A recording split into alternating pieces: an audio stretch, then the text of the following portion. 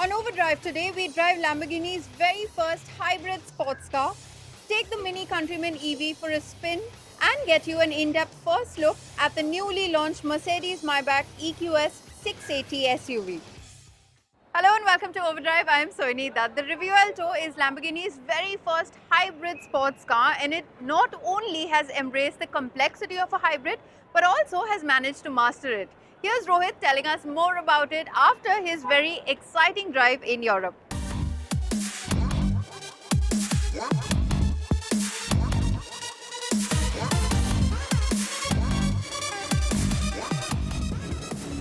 It not only lives on, it's a new generation of it. Listen to that. Just listen to that. You know, I was worried with the green nannies controlling everything that's coming out of those pipes these days. You know, I thought it's going to go missing. But I'm happy to report, even in 2024, this car sounds brilliant. You know, Lamborghini is doing a favor to the onlookers. They haven't bothered putting a cover on top of that engine, so the onlookers can ogle at the magnificence of that V12. And then on the move, the onlookers can not only hear the amazing exhaust note, they can also hear all the mechanical symphony. In fact, the car actually sounds much louder on the outside than on the inside. I don't know what do you think about that, but essentially, it's just spreading happiness wherever it's going. That's the way I look at it. Honestly, it will not even wake up the neighborhood all the time, because more often than not, the Revuelto starts off in a pure EV mode. No, don't rewind. I did say pure EV mode because you see, there is actually a battery. And then once you're out of the town, or if you want to wake your neighbors and the neighborhood anyway,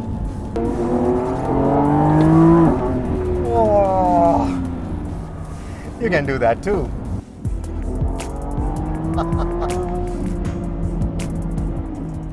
You don't need a wind tunnel to know that this car is a typical Lamborghini. The slippery shape right from the head to the toe is evident the moment you look at the car.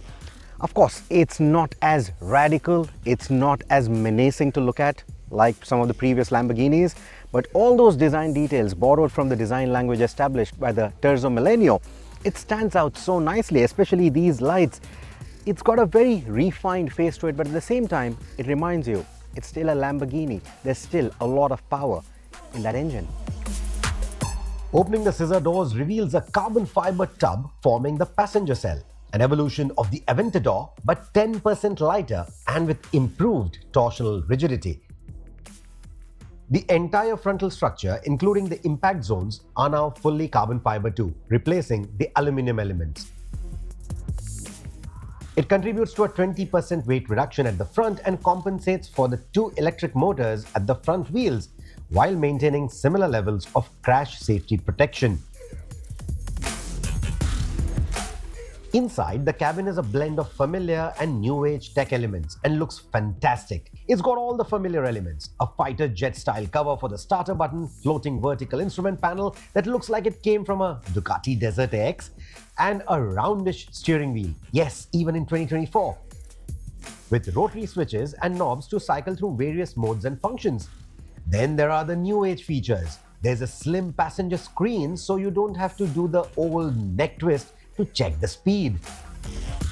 The Revuelto looks fast even when parked, and the view of the V12 banks in your rearview mirrors always adds to the sense of drama.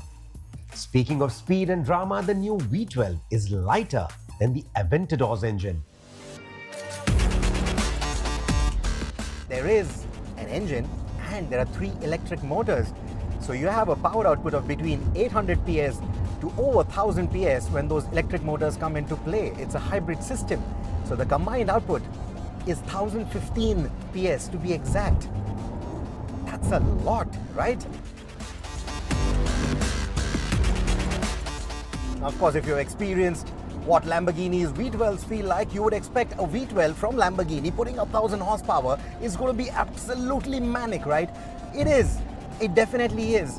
But in today's times of advanced electronics, it's a lot more measured and in a good way.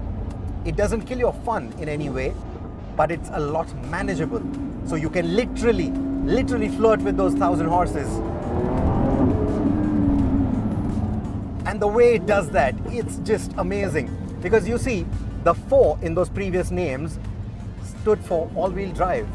They still have an all-wheel drive, but now even the all-wheel drive system is hybrid.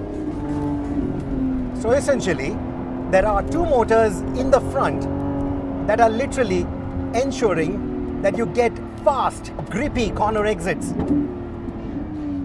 while the big engine and an extra motor is helping you with the rear wheel drive. So what you get is an all-wheel drive system which, unlike any previous Lamborghini, doesn't feel understeery at all. In fact, the agility, whoa, the nimbleness of this thing, oh my God. Even on such tight, winding roads is simply amazing. You don't need to be on a racetrack to really enjoy this car. The other favor that Lamborghini has done to the onlookers, this time maybe for people following the Revuelto in their car, is they've placed the exhaust much higher. You can literally see the valves opening. That's if you can keep up.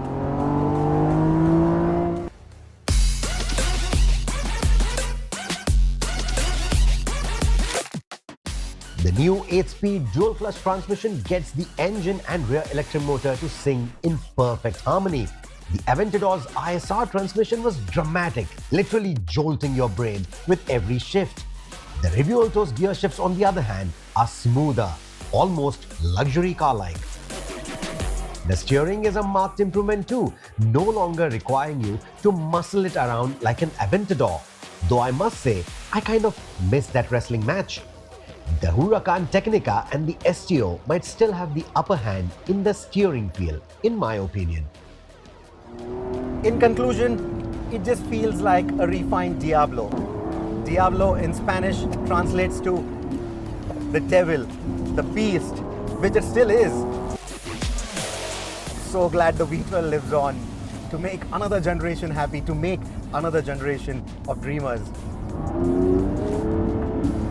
This is what dream cars are made of. Well, it's time to head into our first commercial break here on the show, but don't go anywhere because on the other side we tell you all about the new Countryman EV from Mini. Stay with us, you're watching Overdrive.